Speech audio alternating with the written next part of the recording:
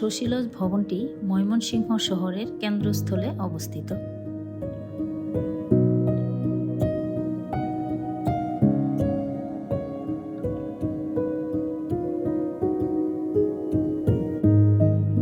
অনন্য স্থাপত্যিক গঠনশৈলীর কারণে 1990 খ্রিস্টাব্দে গণপ্রজাতন্ত্রী বাংলাদেশ সরকার কর্তৃক এটি সংরক্ষিত প্রত্নস্থল হিসেবে গেজেট প্রকাশ করা হয়।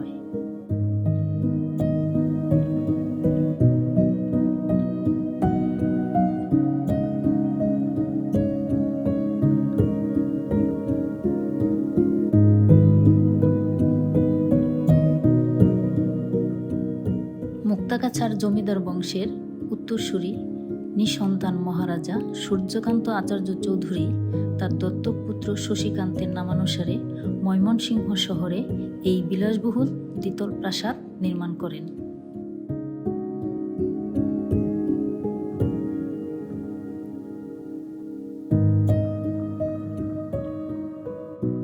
কিন্তু 1897 খ্রিস্টাব্দের জুন মাসের প্রবল ভূমিকম্পে বিধ্বস্ত হওয়ায় 1905 খ্রিস্টাব্দ হতে 1911 খ্রিস্টাব্দের মধ্যে মহারাজা শশীকান্ত পুনরায় একতলা বিশিষ্ট স্থাপনাটি নির্মাণ করেন।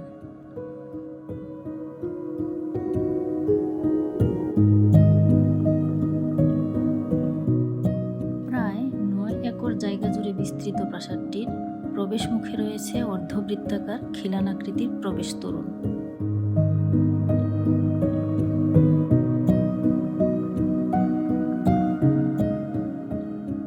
প্রবেশ তোরণ ধরে প্রাসাদের দিকে যেতে চোখে পড়বে সবুজ ঘাসের বাগান।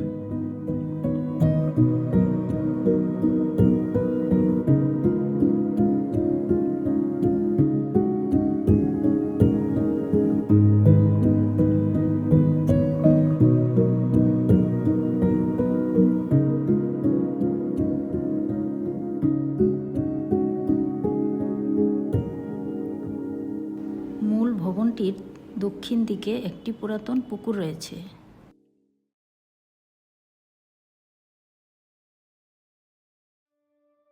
পুকুরটির উত্তর পাড়ের মধ্যস্থলে মার্বেল পাথরের ঘাটের উপর দ্বিতল একটি স্নানঘর রয়েছে।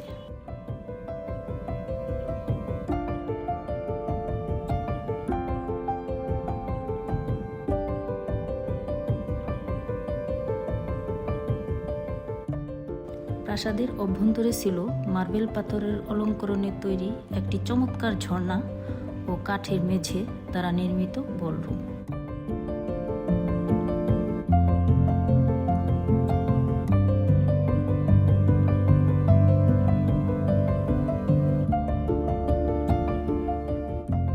আলোকসজ্জার জন্য ঝোলানো ছিল বড় বড় ঝাড়বাতি।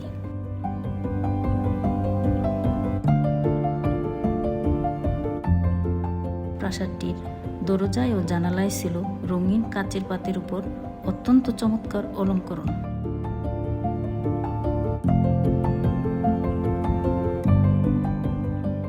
বর্তমানে উক্ত প্রাসাদে বিভিন্ন ধরনের প্রত্নবস্তু প্রদর্শিত হচ্ছে।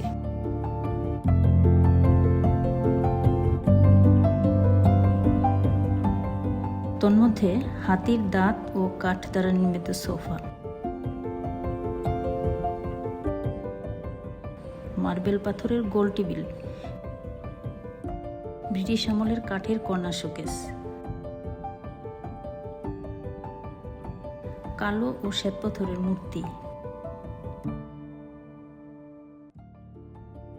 অলঙ্কৃত পাথর ও ইট সহ অন্যান্য প্রত্নবস্তু উল্লেখযোগ্য।